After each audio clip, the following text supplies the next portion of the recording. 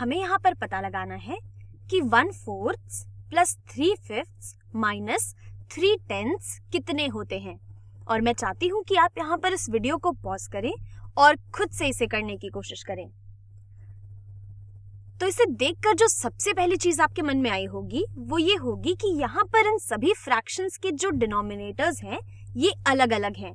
तो इसे सॉल्व करने के लिए हमें यहाँ पर पहले एक ऐसा कॉमन डिनोमिनेटर ढूंढना होगा जिससे कि हम इन तीनों फ्रैक्शंस को रिप्रेजेंट कर सकें।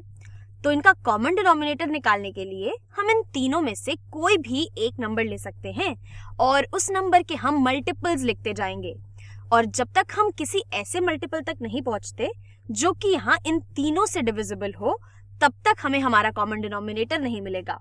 और हमारी कोशिश यही रहती है कि हम ऐसा एक मल्टीपल ढूंढें जो सबसे छोटा हो, एक ऐसा सबसे छोटा मल्टीपल जो इन तीनों से डिविजिबल हो। ऐसा करने से हमारा ही काम थोड़ा आसान हो जाता है, हमें थोड़ी कम कैलकुलेशंस करनी पड़ती हैं।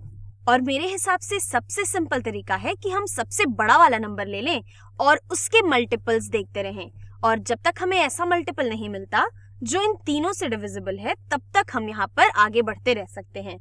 तो यहाँ पर 4, 5 और 10 में से मैं 10 को चूज कर लूंगी और हम 10 के मल्टीपल्स के बारे में देखते जाएंगे। तो 10 का पहला मल्टीपल होता है 10। तो अगर हम देखें यहाँ पर तो 10 4 से कंप्लीटली डिविजिबल नहीं होता है। ये 5 और 10 से कंप्लीटली डिविजिबल है लेकिन 4 से नहीं है, इसलिए 10 इन तीनों का कॉमन मल्टीपल नहीं हो सकता है। तो 10 का दूसरा मल्टीपल होता है 20। तो 20 4 से कंप्लीटली डिविजिबल है, 25 से भी कंप्लीटली डिविजिबल है और 20 10 से भी कंप्लीटली डिविजिबल है। इसका मतलब है कि 20 ही वो लीस्ट कॉमन मल्टीपल है जो इन तीनों का कॉमन डिनोमिनेटर होगा। तो यहाँ से हम कह सकते हैं कि हमें 1/4 को एक ऐसे फ्रैक्शन में लिखना है जिसका डिनोमिनेटर 20 के बराबर हो। तो हमें 4 से 20 तक पहुंचने के लिए 4 को 5 टाइम्स मल्टीप्लाई करना होता है। और क्योंकि ये चीज हम अपने डिनोमिनेटर में कर रहे हैं, इसलिए हमें अपने न्यूमरेटर को भी 5 से मल्टीप्लाई करना होगा। तो 4 टाइम्स 5 होता है 20, तो 1 टाइम्स 5 होता है 5 के बराबर। तो 1/4 और 5/20 ये एक ही चीज को रिप्रेजेंट कर रहे हैं। और 5/20 में मुझे जोड़ना है एक ऐसा फ्रैक्शन जिसका कि डिनोमिनेटर फिर से 20 के बराबर हो। तो 5 से 20 तक पहुंचने के लिए हम 5 को 4 टाइम्स मल्टीप्लाई करते हैं और क्योंकि हम ये अपने डिनोमिनेटर में कर रहे हैं, इसलिए हमें न्यूमरेटर को भी 4 से मल्टीप्लाई करना होगा। तो 3 टाइम्स 4 ये होता है 12 के बराबर। तो हम कह सकते हैं कि 3/5 ये उतनी ही क्वांटिटी को रिप्रेजेंट करते हैं जितनी की 12/20 करता है। और अब इसमें से हमें सब्ट्रैक्ट करना है 3/10 को।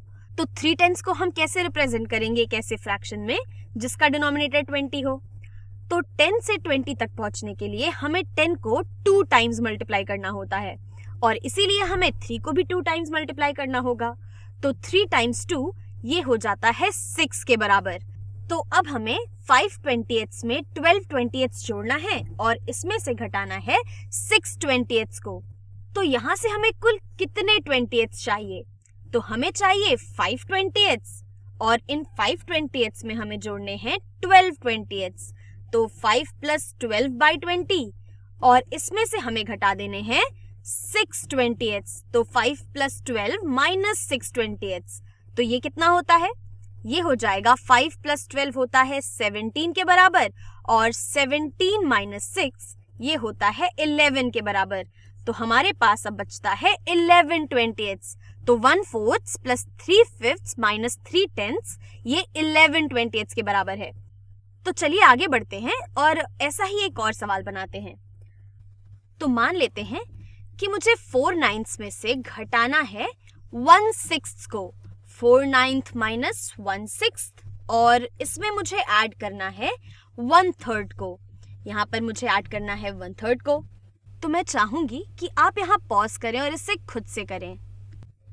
तो फिर से जो हमारे यहाँ पर डिनोमिनेटर्स हैं ये अलग अलग हैं और हमें इनके कॉमन डिनोमिनेटर का पता लगाना होगा। और कॉमन डिनोमिनेटर इन तीनों का एक ऐसा मल्टीपल होगा जो इन तीनों से डिविजिबल हो और हम कोशिश करेंगे इनके सबसे छोटे कॉमन डिनोमिनेटर यानी कि लीस्ट कॉमन मल्टीपल का पता लगाने की। तो 9, 6 और 3 में सबसे बड़ा नंबर है हमारा 9, तो हम 9 के मल्टीपल्स तब तक लेते जाएंगे जब तक कि हमें 9 का एक ऐसा मल्टीपल नहीं मिलता जो कि इन तीनों से कंप्लीटली डिविजिबल होगा। तो बात करते हैं चलिए 9 के मल्टीपल्स की। तो 9 का पहला मल्टीपल होता है 9। तो 9 और 3 से तो कंप्लीटली डिविजिबल है, लेकिन ये 6 से डिविजिबल नहीं है, इसलिए 9 हमारा मल्टीपल नहीं हो सकता। तो 9 का दूसरा मल्टीपल है 18। तो 18 9 से कंप्लीटली डिविजिबल है, 18 6 से भी कंप्लीटली डिविजिबल है और 18 3 से भी कंप्लीटली डिविजिबल है। तो हम कह सकते हैं कि 18 9 6 और 3 का लीस्ट कॉमन मल्टीपल है। तो हमें अपने इन फ्रैक्शंस को ऐसे फ्रैक्शंस में रिप्रेजेंट करना है जिनके के डिनोमिनेटर्स में 18 आता हो। तो चलिए पहले बात करते हैं 4 9s की। हमें इसे एक ऐसे फ्रैक्शन में लिखना है जिसका डिनोमिनेटर 18 के बराबर हो। तो 9 से 18 पर पहुंचने के लिए हम 9 को 2 टाइम्स मल्टीप्लाई कर सकते हैं। 9 टाइम्स 2 होता है 18 के बराबर, और ये चीज हमें अपने न्यूमरेटर में भी करनी होगी ताकि हमारे इस फ्रैक्शन की वैल्यू में कोई भी चेंज ना आए। तो 4 टाइम्स 2 होता है 8 के बराबर।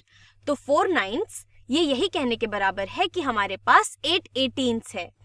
तो हमें 8 18s में से घटाना है 1/6 को। तो 1/6 को हमें एक ऐसे फ्रैक्शन में लिखना है जिसका कि डिनोमिनेटर 18 हो। तो 6 से 18 तक पहुंचने के लिए हमें 6 को 3 टाइम्स मल्टीप्लाई करना होता है, इसीलिए हमें अपने न्यूमरेटर को भी 3 से मल्टीप्लाई करना होगा। तो 1 टाइम्स 3 ये होता है 3 के बराबर, और अब इसमें हमें ऐड करना है 1/3 को, यानी कि यहाँ पर 18 तक पहुंचने के लिए 3 से हमें 3 को 6 टाइम्स मल्टीप्लाई करना होता है, इसीलिए मुझे 1 को भी 6 टाइम्स मल्टीप्लाई करना होगा। तो 1 टाइम्स 6 होता है 6 के बराबर। तो अब हमारे पास ऐसे फ्रैक्शंस हैं जिनके के डिनोमिनेटर्स सेम है, इसलिए हम इन्हें ऐड और सब्ट्रैक्ट कर सकते हैं, और जो कुछ भी यहाँ पर हमें फ्रैक्शन मिलेगा वो कुछ 18s होगा। तो यहाँ से हमें 8 18s में से घटाना है 3 18s को, माइनस 3 18s। 8 माइनस 3 18s के बराबर है ये चीज, और फिर हमें इसमें ऐड करना है 6 18s को। तो हम कह सकते हैं कि 8 माइनस 3 प्लस 6 18s ये हमारा इसी के बराबर होता है। तो 8 माइनस 3 होता है 5, और 5 प्लस 6 ये होता है 11 के बराबर।